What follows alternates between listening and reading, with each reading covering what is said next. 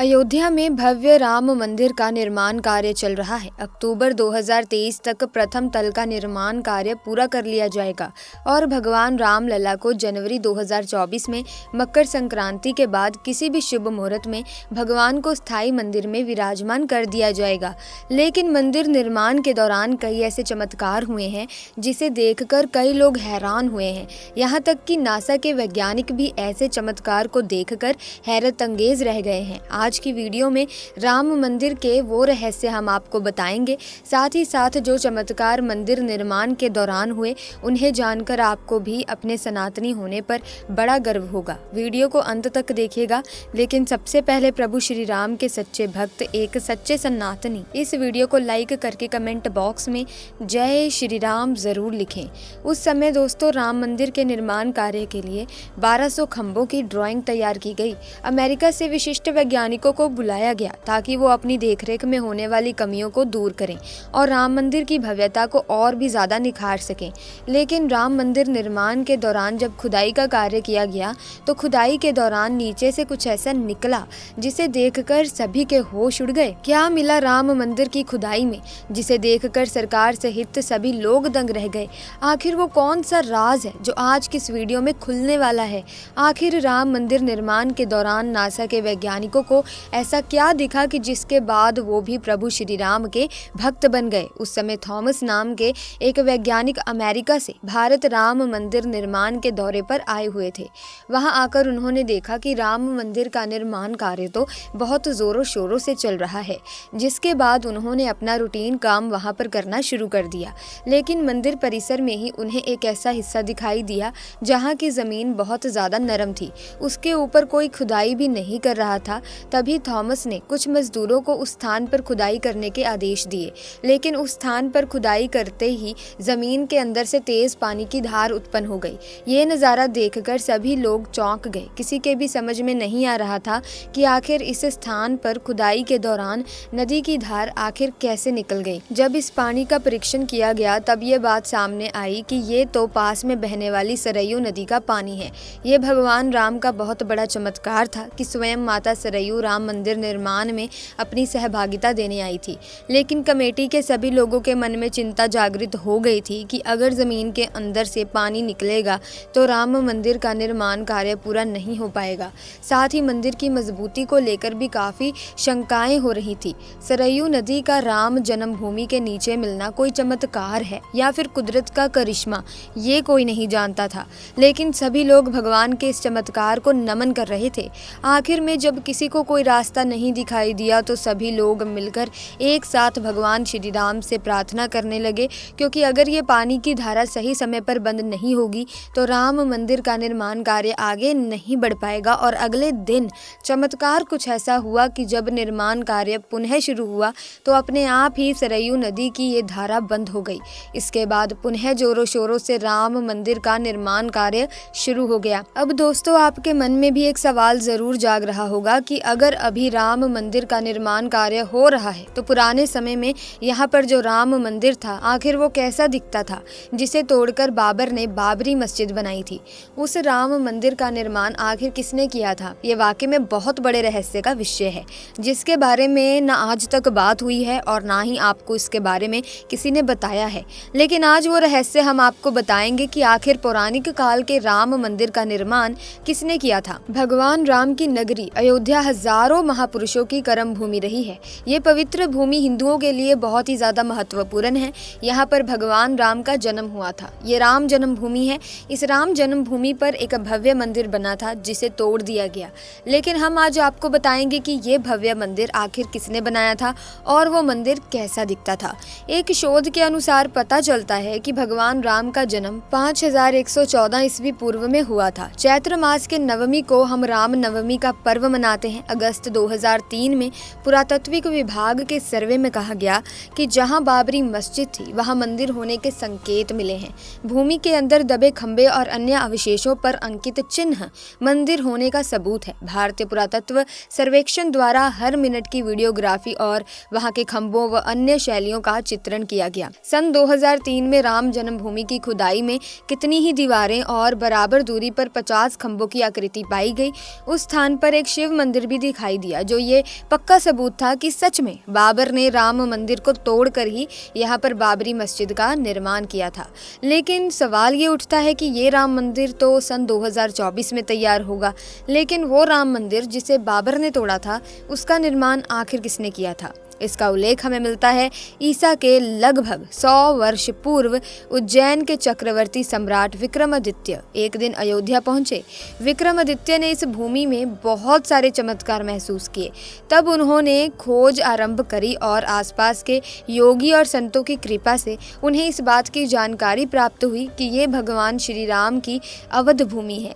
उन संतों के निर्देश से सम्राट विक्रमादित्य ने यहाँ एक भव्य मंदिर के साथ साथ कुएं, सरोवर और महल का निर्माण कराया। कहते हैं कि उन्होंने श्री राम जन्मभूमि पर काले रंग के कसौटी पत्थर वाले 84 स्तंभों पर विशाल मंदिर का निर्माण कराया था। इस मंदिर के भव्यता देखते ही बनती है और दूर दूर से लोग यहाँ पर राम जी के दर्शन करने आते हैं।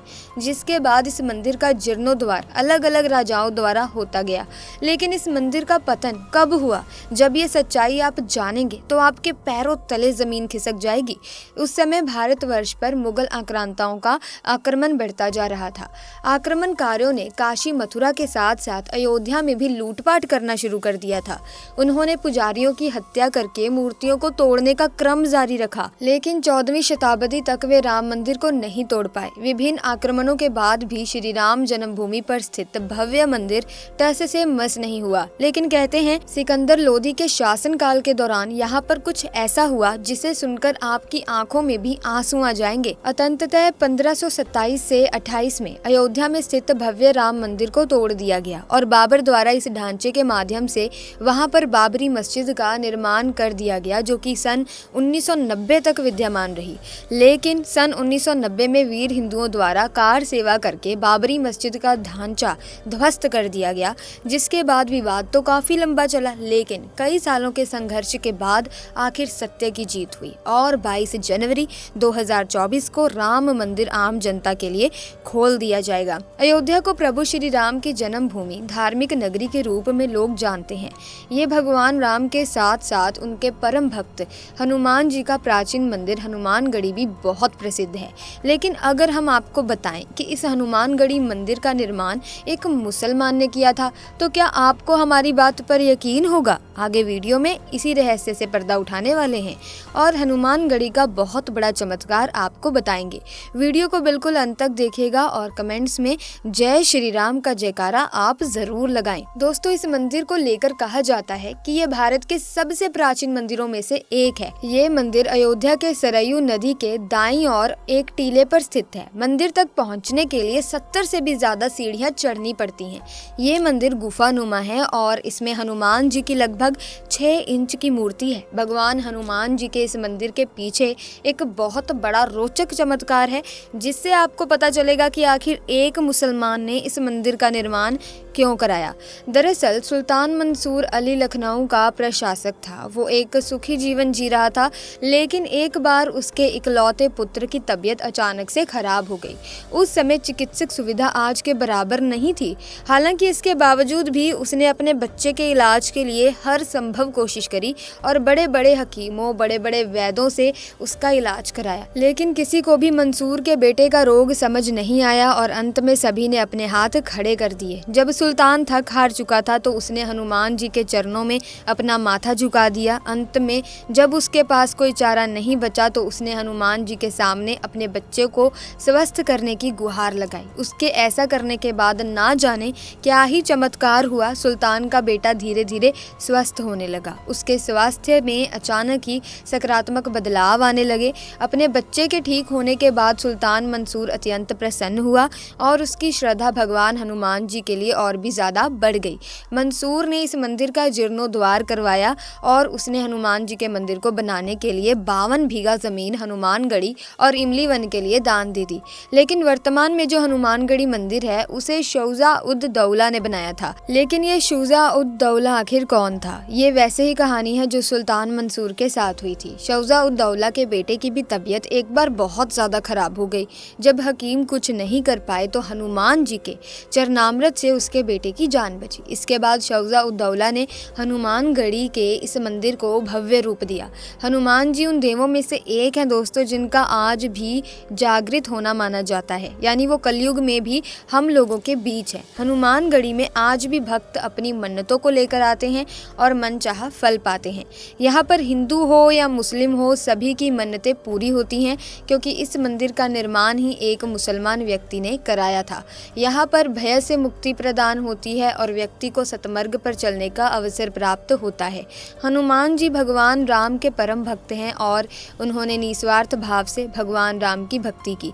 उनकी भक्ति से हमें ये संदेश मिलता है कि हमको भी निस्वार्थ भाव से भगवान को पूजना चाहिए। सच्ची खुशी इसी में है।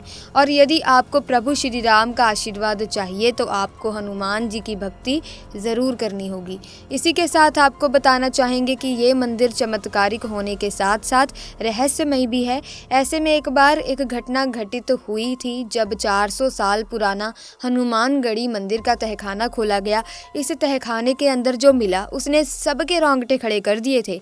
हनुमानगढ़ी मंदिर के उस प्राचीन तहखाने में जो दिखा उसे देख आप भी दंग रह जाएंगे।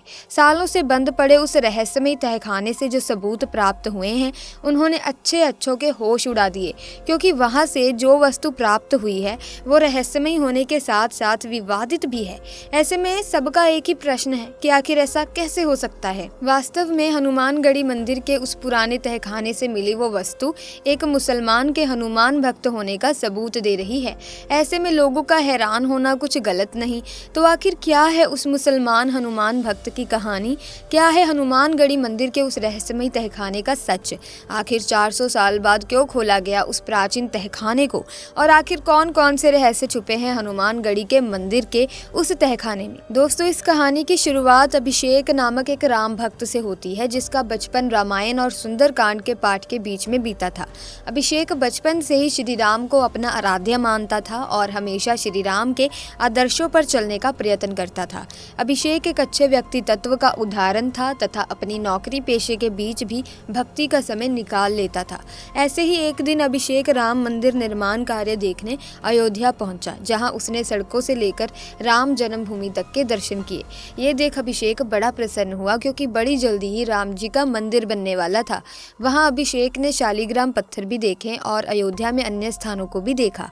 हर जगह से पूजा अर्चना करने के बाद अभिषेक ने वहां से जाने के विषय में सोचा। तभी एक पंडित जी ने अभिषेक को बताया कि भले ही उसने श्री राम और उनकी जन्मस्थली के दर्शन कर लिए हैं, लेकिन जब तक वो हनुमानगढ़ी मंदिर के बाल हनुमान के दर्शन नहीं कर लेता उसे उसका शुभ फल नहीं मिलेगा, क्योंकि हनुमान जी राम जी के प्रिय भक्त हैं और वे अपने भक्तों से तब तक प्रसन्न नहीं होते जब तक कि वे हनुमान जी के दर्शन नहीं कर लेते। रामायण में भी इस घटना का जिक्र मिलता है। ऐसा माना जाता है कि हनुमानगढ़ी वही मंदिर है जिसे भगवान राम ने लंका से लौटने के बाद अपने प्रिय भक्त हनुमान को रहने के लिए दिया था। ऐसी मान्यता है कि हनुमानगढ़ी के बाल हनुमान के दर्शन के बिना राम जी के दर्शन अधूरे रहते हैं। इसीलिए अभिषेक अगले दिन हनुमानगढ़ी मंदिर गया, जो अयोध्या शहर के बीचों बीच राजद्वार के सामने ऊंचे टीले पर स्थित था। अभिषेक को मंदिर तक पहुंचने में 76 सीढ़ियां चढ़नी पड़ी। उसने वहां मंदिर की दीवारों पर हनुमान चालीसा की चौपाइयों को भी देखा। जल्द ही अभिषेक ने मंदिर में बाल हनुमान के दर्शन किए, जो माता अंजना के साथ विराजमान थे। इसके बाद अभिषेक मंदिर की परिक्रमा करने लगा और मंदिर से उतरकर आसपास घूमने लगा। तभी उसकी दृष्टि एक बंद कमरे पर पड़ी, जिसके दरवाजे बहुत पुराने लग रहे थे, क्योंकि वो कमरा मंदिर से सटा हुआ था। इसीलिए अभिषेक ने उसे मंदिर का हिस्सा समझा और उसके दरवाजे को खोल दिया। अभिषेक उसके अंदर गया और उसने वहां जो देखा उसने सबको हिलाकर रख दिया। वास्तव में वो कमरा कोई साधारण कमरा नहीं था, बल्कि हनुमानगढ़ी मंदिर का वो बंद तहखाना था, जो तकरीबन 400 सालों से भी अधिक पुराना था। अभिषेक को उस कमरे में धूल मिट्टी और कुछ पुरानी वस्तुओं के अलावा कुछ नहीं मिला। तभी अभिषेक की नज़र वहां पड़े एक तांबे की धातु पर पड़ी। अभिषेक ने बड़ी उत्सुकता के साथ उसे उठाया। उस तांबे की धातु पर छोटे छोटे अक्षरों में कुछ लिखा हुआ था, लेकिन अभिषेक को कुछ समझ नहीं आया। तभी उस कमरे में मंदिर के कुछ कार्यकर्ता आए और उन्होंने अभिषेक को बाहर निकलने को कहा। अभिषेक उस ताम्र पत्र को अंदर कमरे में रखकर बाहर तो आ गया, लेकिन उसके मन में उस ताम्र पत्र को समझने की जिज्ञासा बढ़ती चली जा रही थी। अपने मन के हलचल को शांत करने के लिए उसने अपने प्रश्न को मंदिर के पुजारी के साथ साझा किया। इसके बाद पुजारी ने जो कहानी सुनाई उसे सुनकर आप भी यकीन नहीं कर पाएंगे। वास्तव में जब उस क्षेत्र में मुस्लिमों का शासन हुआ करता था, तब एक नवाब हनुमानगढ़ी के हनुमान जी का भक्त बन गया। वास्तव में नवाब के बेटे को एक गंभीर बीमारी हो गई थी, जो किसी भी उपचार से ठीक नहीं हुई। चिकित्सा सुविधाएं उस दौरा में इतनी ज्यादा नहीं थी, वैद्य और डॉक्टरों ने भी हाथ टेक दिए थे। जब अंतिम विकल्प के रूप में सुल्तान ने थक हार कर आजन्य के चरणों में अपना माथा रख दिया, उसने हनुमान से विनती की कि किसी भी तरह उसके पुत्र को बचा लें, और अंत में हनुमान जी ने उसे ठीक कर दिया। इसी घटना के बाद नवाब की हनुमान जी के प्रति आस्था बढ़ गई। उसने न केवल मंदिर को दान दिया, बल्कि मंदिर का जीर्णोद्धार भी कराया। उसी नवाब ने यहाँ उस तांबे के ताम्रपत्र को लिखवाया था, जिसमें इस बात का वर्णन किया गया था कि आने वाले समय में इस मंदिर से किसी भी प्रकार का टैक्स ना लिया जाए। तो प्रिय दर्शकों, क्या कहना है आपका राम मंदिर के बारे में? अपने विचार कमेंट्स में जरूर बताना। साथ ही वीडियो को लाइक करें, शेयर करें, चैनल को सब्सक्राइब करके बेल आइकन को प्रेस करें, ताकि नए वीडियोस की अपडेट आपको मिलती रहे। आपका बहुत बहुत धन्यवाद।